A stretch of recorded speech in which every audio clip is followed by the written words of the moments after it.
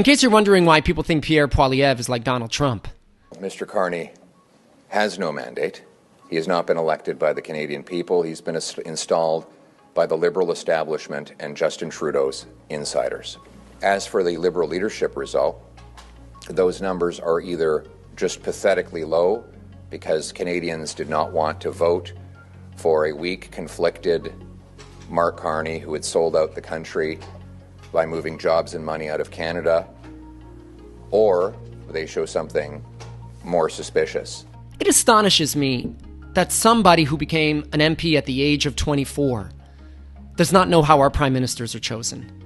It astonishes me that somebody who is the leader of the opposition party of this country, a country whose freedom, sovereignty, and future is at stake, would resort to conspiracies, misinformation, suspicions, divisions, lies, and fear, and who will not show 1 ounce of dignity, decorum, and grace like others have.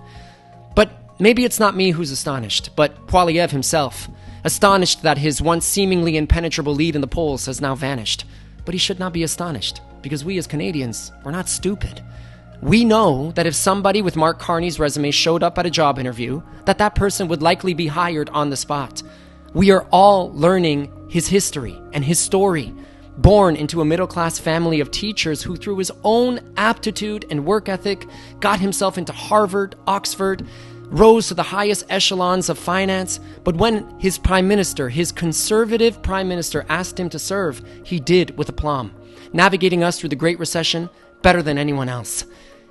Canadians can also see with their own eyes that off the bat, Mark Carney is not someone who's focused on what's left or what's right, but what's best for our country, something even Poilievre kind of acknowledged last year.